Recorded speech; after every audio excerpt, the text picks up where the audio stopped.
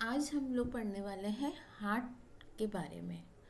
जब हार्ट के 5 element disturb होते हैं तो क्या क्या सिम्टम्स होते हैं। पिछली 5 वीडियो में हमने लीवर के बारे में पढ़ा। जब लीवर का 5 एलिमेंट डिस्टर्ब होते हैं तो क्या सिम्टम्स होते हैं, और सेल्फ मेड प्रोटोकॉल भी सीखे थे। आज का जो टॉपिक है वो हार्ट से रिलेटेड है। हम लोग पहले ये ऑर्गन की बात करेंगे, तो लीवर, और अब आगे आते हैं। लीवर का जो सन होता है वो होता है हार्ट। यहाँ पर हार्ट का जो खुद का एलिमेंट है, यहाँ हार्ट रिप्रेजेंट करता है फायर को। तो जब हार्ट खुद के एलिमेंट से डिस्टर्ब होता है तब क्या होता है। हार्ट को एसोसिएट करने के लिए मैंने 5 एलिमेंट की थ्योरी पे बोला था। हमारा हार्ट रिप्रेजेंट करता है या एसोसिएट करता है हमारी टंग पे। जब कोई पेशेंट ये कह रहा है कि मुझे टंग से रिलेटेड कोई दिक्कत है या मुंह से, तो हम लोग डायरेक्ट होके फिर से पूछते हैं, सवाल करते हैं कि आप मुझे दिखाएं, जीभ दिखाइए। तो पेशेंट का जीभ पे कोई प्रॉब्लम है तो हम लोग हार्ट को समझते हैं।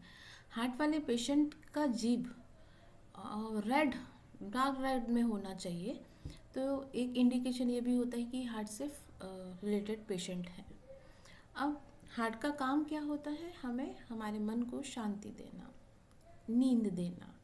अब नींद देने का मतलब है कि आपकी नींद अच्छी होनी चाहिए। अगर टाइम ड्यूरेशन के हिसाब से मैंने ऑर्गन क्लॉक में भी पढ़ाया था, तो वहाँ पे भी अगर किसी तरह की डिस्टर्बेंस देखी जाए रात को 11 से 1 बजे, तो ये हार्ट का प्रॉब्लम होता है। या ऐसे लोग जो सुबह 11 से 1 बजे या जब तक 11 नहीं बजते तब तक वो उठ नहीं पाते हैं, या जो लोग जल्दी सो जाते हैं उसके बाद में उनको 11 बजे तक नींद नहीं आती, तो ये हार्ट के पेशेंट होते हैं।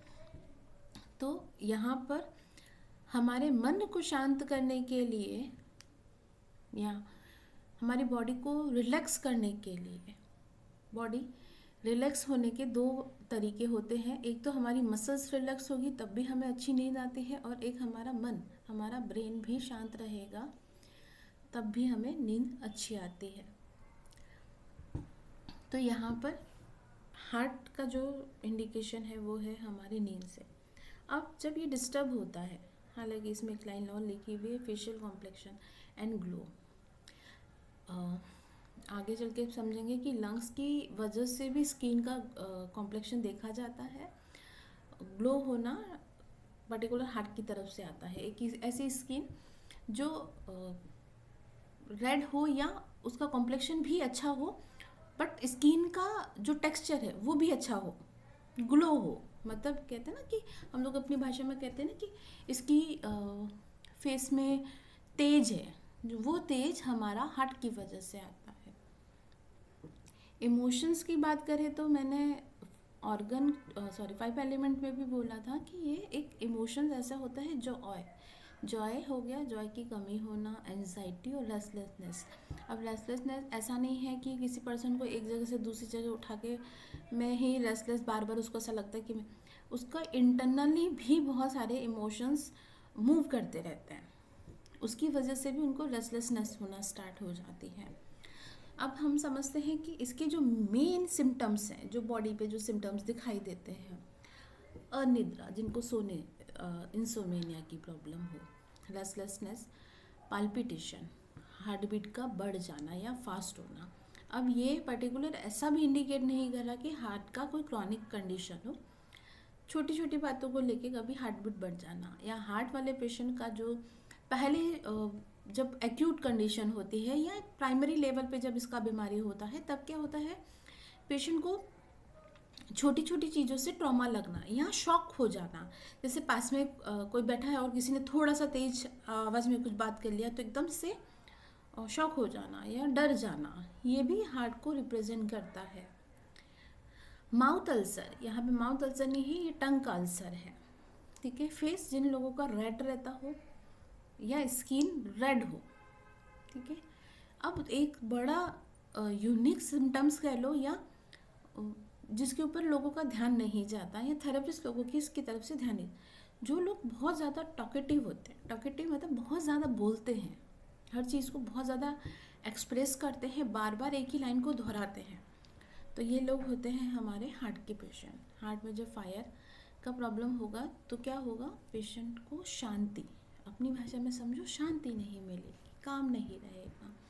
तो यहाँ पे प्रोटोकॉल की बात करें तो फायर एक्सेस है तो हम इसको सीडेट करेंगे, और दूसरा वाटर इसको कंट्रोलर है तो हम उसको कंट्रोल करेंगे उस पॉइंट को करने से।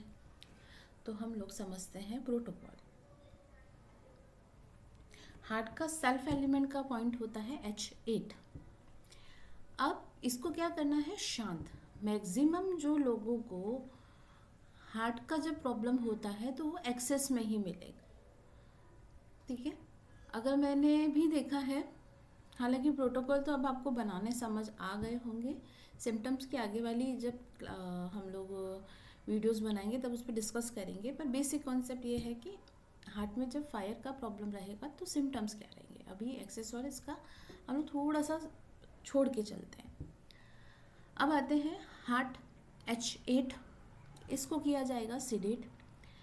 हार्ट की मदर होती है लीवर 1, इसको भी किया जाएगा सीडेट। अब अगर हम लोग हार्ट का कंट्रोलर समझें तो ये होता है किडनी 10। तो प्रोटोकॉल क्या बना, H8 seeded, liver 1 seeded, K10 2। यहाँ पे क्या हो जाएगा, धीरे धीरे उसकी ऊर्जा में बैलेंस आना स्टार्ट हो जाएगा।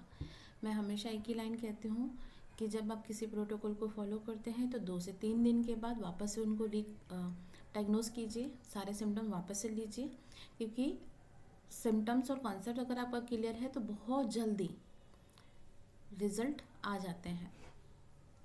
चलिए आज की क्लास में यहीं पे ख़त्म करती हूँ, नेक्स्ट टॉपिक पे मिलते हैं हम लोग। जिन लोगों को मेरे वीडियोस समझ आ रहे हैं या जिन लोगों को मेरा टॉपिक पढ़ाने का तरीका अच्छा लग रहा है तो आप मुझे यूट्यूब पे सब्सक्राइब भी कर सकते हैं और कमेंट भी कीजिएगा, जिससे मुझे अच्छा लगेगा। Thank you so much for watching.